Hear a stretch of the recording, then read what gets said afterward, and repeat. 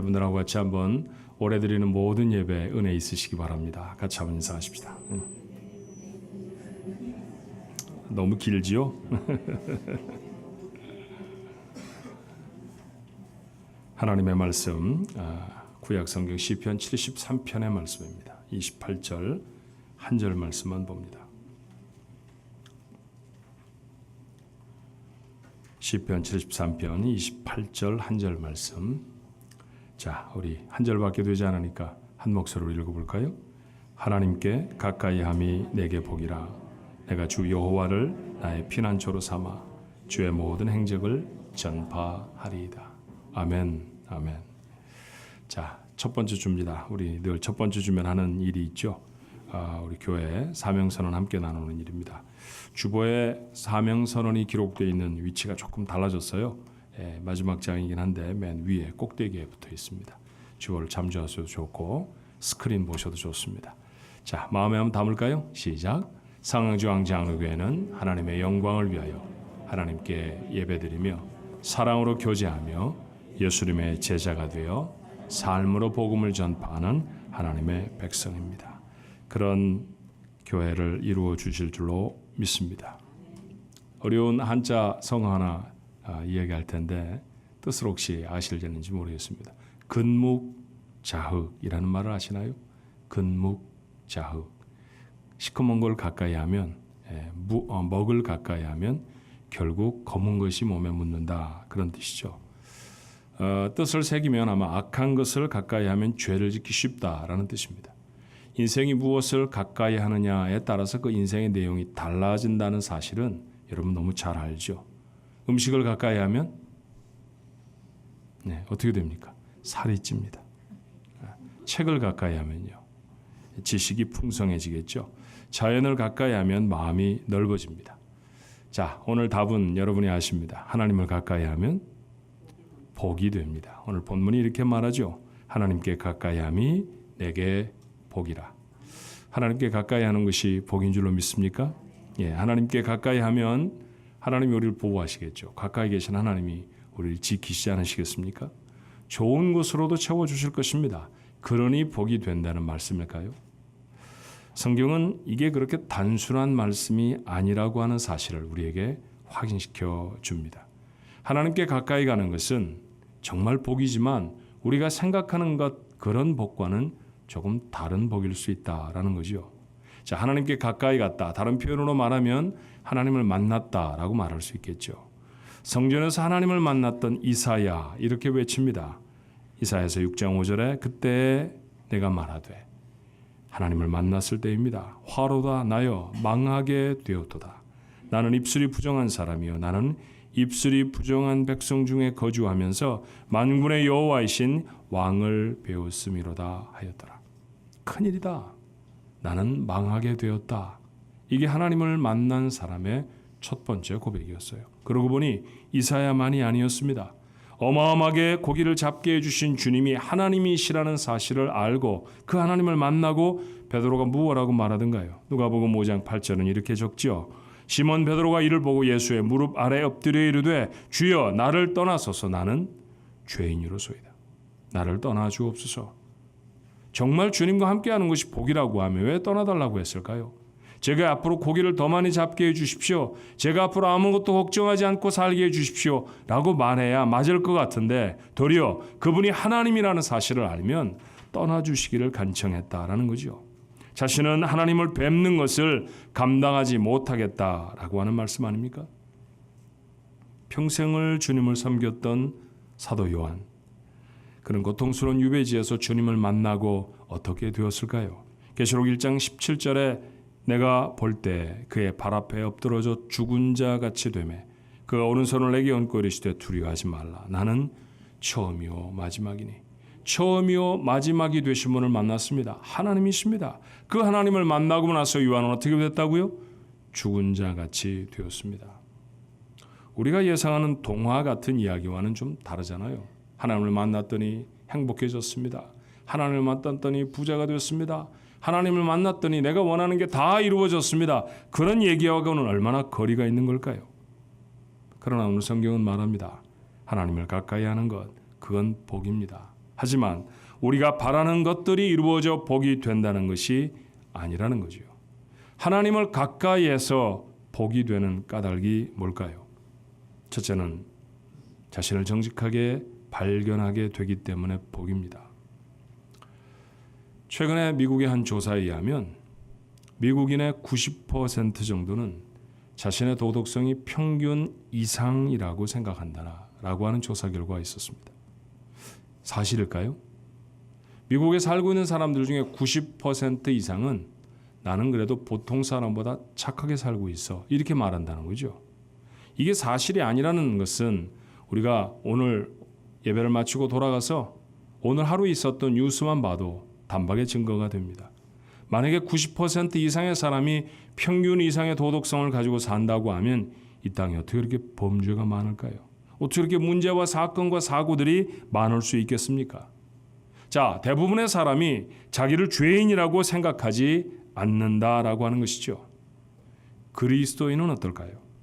말로는 죄인이라고 말합니다. 당신은 죄인이십니까? 라고 물으면 예, 제 죄인이죠.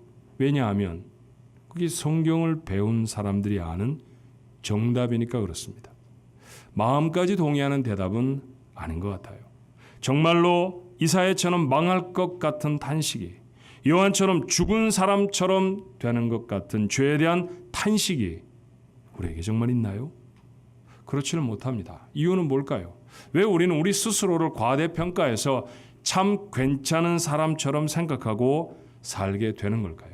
이유가 있더라고요. 우리는 대개 우리의 행동이 다른 사람에게 얼마나 큰 해를 주었는가, 얼마나 큰 피해를 주었는가 하는 것으로 자기 잘못의 크기를 정합니다. 예컨대 누군가에게 커피 값으로 $1 정도를 빌리고 그 빌린 것을 잊어버리면 내가 큰 죄를 졌네, 이렇게 말하는 사람 아무도 없습니다. 그렇죠? 1불 정도가 누구에게 큰 피해가 되지 않는다고 하는 생각이 들기 때문입니다. 그렇지만 누군가에게 사업을 하기 위해서 한 100만 불쯤을 빌렸다가 갚지 못해서 그 사람도 파산을 하게 되어졌다고 하면 그건 제가 심각한 잘못을 했습니다 라고 고백하게 될 것입니다.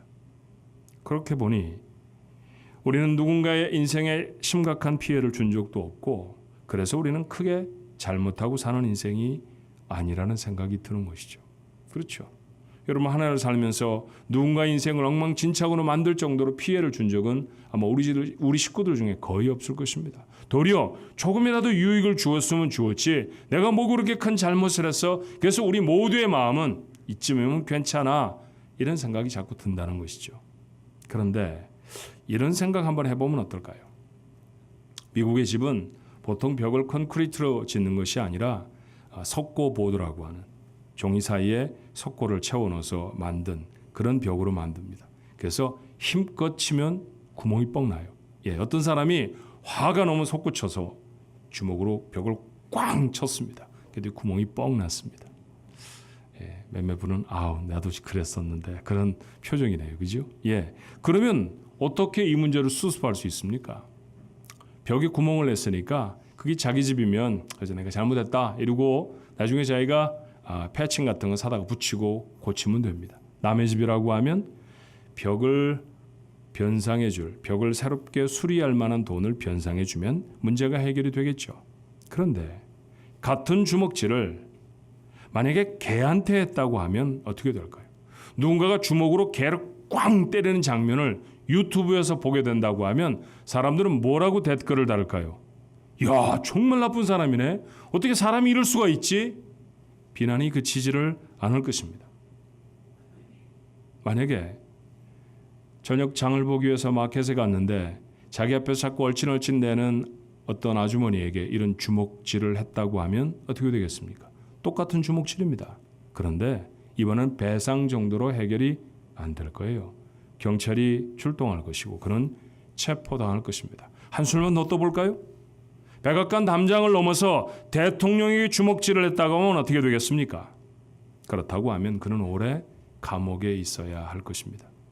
똑같은 행동을 했는데 왜 비난이나 책임, 벌의 크기가 달라질까요?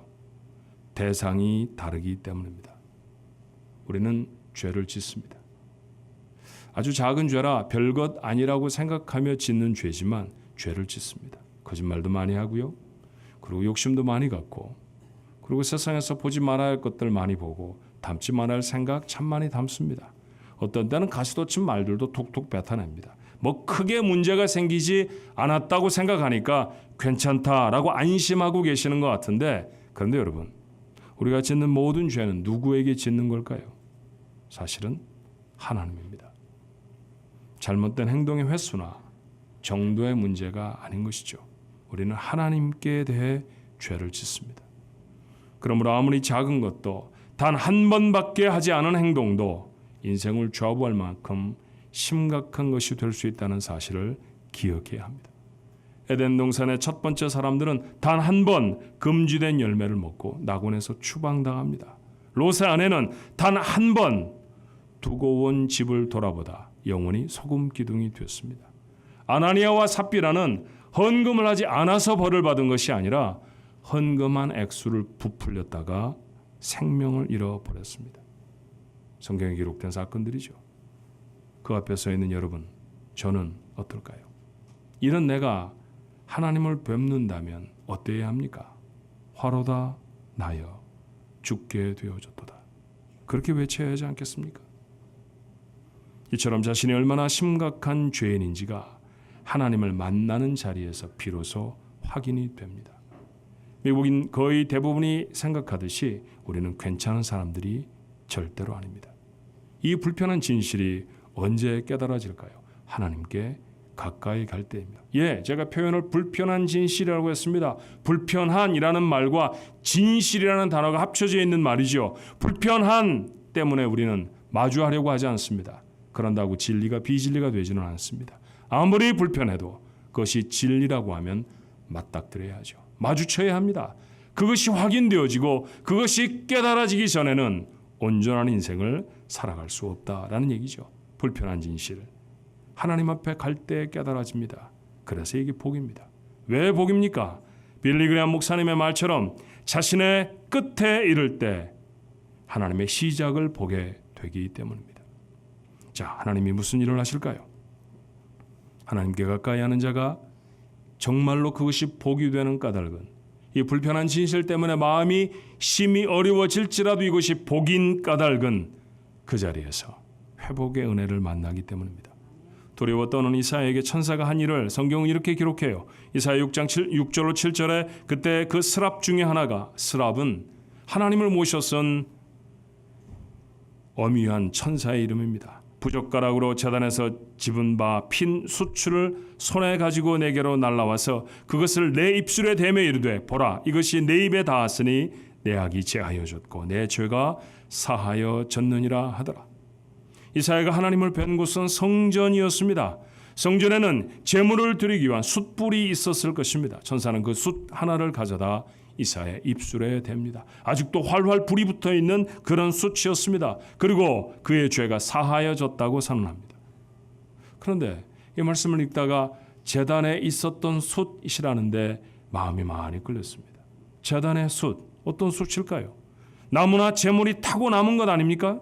제단에서 피로 흠뻑 젖은 그 숯으로 천사는 이사야의 입술을 정결케 합니다.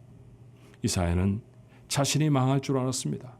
자신 같은 죄인이 하나님을 배웠으니 나는 죽을 것이다 라고 생각했습니다. 그런데 망한 것은, 죽임을 당한 것은 이사야가 아니라 제단 위에 올려져 있던 제물이었습니다. 그리고 이사야는 살아납니다.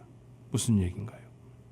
주님이 화목 제물이 되어서 우리를 정결케 하시고 살리셨다는 말씀 아닙니까? 후에 이 은혜와 진리를 깨달은 이사야가 이렇게 적습니다. 이사야 53장 5절 6절에 그가 찔림은 우리의 허물 때문이요 그가 상함은 우리의 죄악 때문이라. 그가 징계를 받음으로 우리는 평화를 누리고 그가 채찍에 맞음으로 우리는 나음을 받았도다. 우리는 양 같아서 그릇 행하며 각기 제 길로 갔거늘 여호와께서는 우리 모두의 죄악을 그에게 담당시키셨도다. 주님이 찔리시고 주님의 살이 터져야 했습니다. 주님이 채찍질을 당했고 주님이 죽어야 하셨습니다. 그래서 우리는 죽지 않고 살아납니다. 이것이 구원의 사건입니다. 하나님께 가까이 나아가야 이 구원의 은혜를 생명에 담을 수 있습니다. 하나님께 가까이 가면 처음은 내가 죽을 수밖에 없는 죄인이라고 하는 고통스러운 진실을 만나야 하지만 그 진실을 대면해야 제단에 핀 수추로 정결케 하는 은혜를 만날 수 있습니다. 이 은혜로 이사야는 백성을 깨우는 하나님의 소리가 되었고, 이 은혜로 베드로는 배도 엄청나게 잡은 물고기도 버리고 주님을 따르는 제자가 됩니다. 하나님께 가까이 가는 것은 먹을 것, 입을 것을 공급받아 복이 되는 게 아닙니다. 내가 이루고 싶은 것들을 마법처럼 이루어 주어 복이 되는 것도 아닙니다. 내가 누구인지를 확인하는 복입니다. 노예상으로 살았지만 젊은 날 주님을 만나서 구원을 얻었던 존 뉴턴, 그런 후에 목사가 되지요. 그런데 늙었을 때 그는 기억을 모두 잃어버립니다. 아마도 요즘 우리가 말하는 치매와 같은, 알츠하이머와 같은 병에 걸렸을 것입니다. 하지만 모든 기억을 다 잃어버려서 자신의 이름조차도 기억할 수 없는 상황이었지만 여전히 그의 기억에 남아 있었던 두 가지 사실이 있었습니다. 나는 죄인이었고 하나님은 그 죄인을 구원하셨다라고 하는 사실입니다. 뉴턴의 전기를 읽으며 이 사실은 제게 이렇게 와닿았어요. 인생에 죽어도 잊지 말아야 할 두 가지 사실이 있다고 하면 내가 죄인이었다는 사실이고, 그 죄인인 나를 하나님이 구원하신 은혜를 베풀어 주셨다는 사실입니다. 하나님께 가까이 가는 자가 이 사실을 뼈에 새기고 심장에 담아 머리카락 한 올에까지 심어냅니다. 이게 복입니다. 올해 우리 교회의 비전은 그래서 하나님께 더 가까이 가는 것입니다. 모두 나름 하나님께 가까이 있었을 것입니다. 주일에 예배당에 올라와 하나님 앞에 예배하는 것은 그렇지 못한 사람보다는 훨씬 하나님 앞에 가까운 것이죠. 그렇지만 여러분에게 부탁합니다. 조금 더 가까이 가도록 하십시다. 그만큼 더 큰 복이 여러분에게 있을 줄로 믿습니다. 이사야는 하나님의 전에서 하나님을 배웠죠. 하나님의 전, 하나님을 예배하는 곳 아닙니까? 다른 어떤 치장이 그곳에 있더라도 그것이 존재하는 목적과 이유는 하나님을 예배하는 것입니다. 맞아요. 하나님을 예배하는 자리에서 그는 하나님을 뵙습니다. 우리는 하나님을 예배하는 자리에서 하나님을 만날 것입니다. 그 기대로 예배하십시오. 하나님과의 만남이 간절한 사람은 그래서 예배의 자리를 놓치지 않을 것입니다. 그 말씀을 더 깊이 묵상해야 합니다. 광야에 나선 이스라엘 백성들의 내비게이션은 하나님의 말씀이었습니다. 가라면 가고 서라면 섰습니다. 그렇게 그들은 광야를 벗어납니다. 우리 인생도 다르지 않습니다. 더 간절히 기도해야 합니다. 삶의 문제를 힘으로 풀려는 사람은 아직도 인생이 무엇인지 잘 모르는 사람이죠. 더 이상 갈 길이 없었을 때 백성들은 원망을 토해냈고 모세는 기도로 하나님 앞에 부르짖었습니다. 길이 누구를 통해 열렸는지는 여러분이 잘 압니다. 예배와 말씀 묵상과 그리고 기도입니다. 하나님께 더 가까이 가는 일이죠. 돈을 벌어도 하나님께 가까이 가기 위해 보십시오. 아이를 키워도 하나님께 더 가까이 가는 아이로 키워내야 합니다. 숨을 쉬고 밥을 먹어도 하나님께 가까이 가기 위해 하는 사람들 되어보십시다. 하나님께 가까이, 이것이 여러분의 소원이 될 때 풍성하신 하나님, 그 하나님이 가지신 모든 것은 이미 여러분의 것이 될 줄로 믿습니다. 하나님께 가까이하여 하나님의 더 큰 복, 여러분의 삶에 담는 행복한 우리 가족 모두가 되시기를 주님의 이름으로 축원합니다. 기도하십시다. 할 수 없는 죄인들을 구원에 건지셔서 하나님의 자녀 삼으시니 얼마나 감사한지요. 종종 놓치고 맙니다.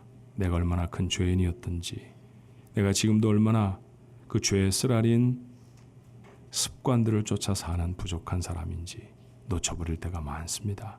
하나님 말씀 앞에 정직하게 서게 하옵소서. 하나님의 얼굴을 배워야 저희가 보입니다. 사람들의 일그러진 얼굴로 우리를 보지 않게 하시고 하나님의 낯에 비추어 우리의 삶이 얼마나 일그러지고 잘못됐는지를 깨닫게 하옵소서. 그 자리에 은혜가 있을 줄로 믿습니다. 회복케 하시는 놀라운 은혜, 그 은혜가 정말로 심장을 벌떡일 정도로 귀하고 복된 은혜가 되어지려고 하면 그렇게 하나님 앞에 서야 합니다. 그렇게 하나님 앞에 가까이 나아가려고 작정하였사오니 우리 온 가족들의 삶이 올 한 해 하나님께 더 가까이 가는 삶이 되게 하여 주시옵소서. 예수님의 이름으로 간절히 기도하옵나이다.